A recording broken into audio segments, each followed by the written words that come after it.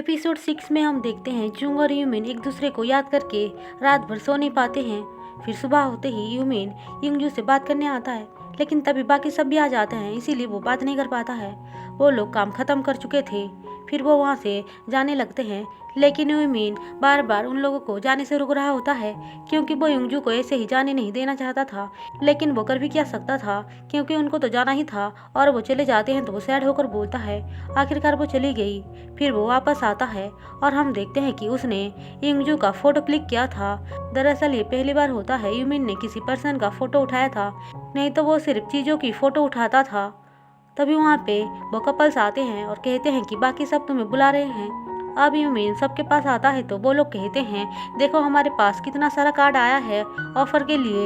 ये बात सुनकर वो भी खुश हो जाता है, लेकिन उन लोगों को पता नहीं था कि उनके साथ क्या होने वाला है। हम देखते हैं यूमिन को जल्दी से जल्दी काम करने के लिए चेयरमैन बोलता है। दरअसल युंगजू ने जो बोला था कि 6 महीने के अंदर ही काम खत्म हो जाएगा, उस बारे में बैंक ने अपने डायरेक्टर को बता दिया था। उन लोगों का प्लान यही था कि वो लोग युंगजू के सारी बातें सुनकर चेयरमैन को बताए। चेयरमैन कहता है कि तुम लोगों के पास सिर्फ 3 महीना है, जल्दी से जल्दी यूमिन से कहकर न्यू बियर को प्रोड्यूस करो। ये बात सुनकर जुंग बिल्कुल भी खुश नहीं होती है, क्योंकि 3 महीना बहुत ही ज्यादा कम था। वो उन लोगों को समझाने की कोशिश भी करती है, लेकिन वो लोग नहीं सुनते हैं। हम देखते हैं बैंक को भी बहुत बुरा लग रहा था कि उसने सारी बात बता दी, वो ऐसा नहीं चाहती थी। उसने सारी बात बता दी, वो ऐसा नहीं चाहती थी। अब युंगजू अपने डायरेक्टर के पास आकर कहती है, देखो ऐसा नहीं हो सकता है। आप लोगों ने यूमिन से कहा था कि आप लोग उस पर प्रेशर नहीं डालोगे, और ये सब क्या हो रहा है। उसका डायरेक्टर बोलता है कि वो कर भी क्या सकता है, उसने तो कॉन्ट्रैक्ट साइन कर लिया है।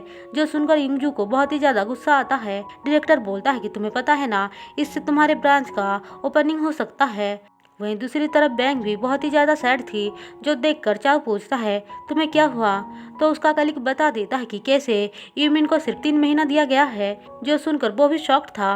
वहीं दूसरी तरफ यूमिन और गांव वाले चाव को फोन करके ये बात बताने वाले थे कि असल में उनको बहुत सारे कार्ड मिले हैं। चाव ही उनको शॉक्ड दे देता है, ये बता के कि कैसे यूमिन के पास सिर्फ 3 महीना है। जो सुनकर गांव वाले भड़क जाते हैं और कहते हैं कि मुझे शुरू से ही पता था, उन लोगों का प्लान यही है।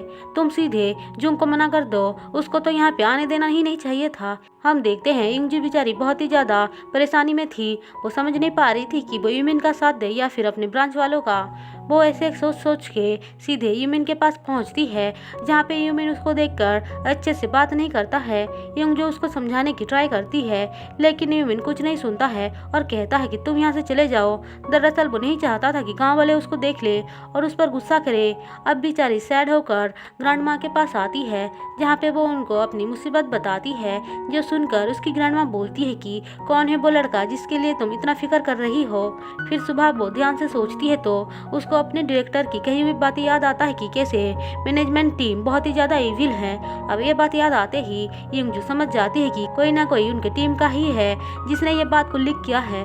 इसलिए वो सीधे ऑफिस आकर बैंक के पास आकर ये बोलती है कि मैं तुमसे कुछ बात करना चाहती हूँ। फिर वो उसको एक फाइल देती है और उसको पता चल जाता है कि बात को लीक करने वाली बैंक थी।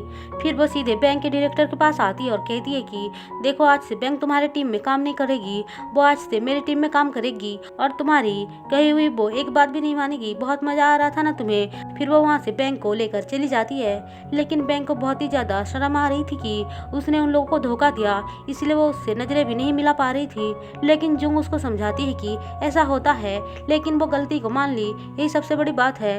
फिर वो उसको कहती है कि मैं तुम्हें अपना फ्रेंड बनाना चाहती हूँ और हम दोनों आज से एक दूसरे को फ्रेंड ही समझेंगे। उसके बाद वो सब लोगों को लेकर यूमिन के पास आती है, जहाँ पे यूमिन बेचारा अकेला ही काम कर रहा था। वो उनको देखकर खुश होकर पूछता है, तुम लोग यहाँ पे क्या करने आए हो। युंगजू कहती है, हम सारे लोग तुम्हारी हेल्प करने आए हैं। फिर सारे मिलकर वहाँ पे काम करने लग जाते हैं। अब रात होता है तो सारे एक एक करके घर जा रहे थे, लेकिन बैंक कहती है कि मैं और ज्यादा हेल्प करना चाहती हूँ, इसलिए चाव को भी ना चाहते हुए वहाँ पे रुकना पड़ता है। तभी वहाँ पे लेडीज आकर बोलती हैं कि बस काम ही करते रहोगे क्या, चलो खाना भी खा लो। अब ये सारे मिलकर वहाँ पे खाना खाने लग जाते हैं, लेकिन यूमिन देखता है कि बैंक बिल्कुल भी खुश दिखाई नहीं दे रही है और वो खाने के बीच से ही उठकर चली जाती है। जो देखकर उसको कुछ समझ में आता है। हम देखते हैं बैंक एक जगह पे आकर खड़ी हुई थी। तभी उसके पास चाव आता है। वो उसके लिए फ्लावर्स लेकर आया था और कुछ ड्रिंक भी। जो देखकर वो पूछती है, तुम यहाँ पे क्या करने आए हो।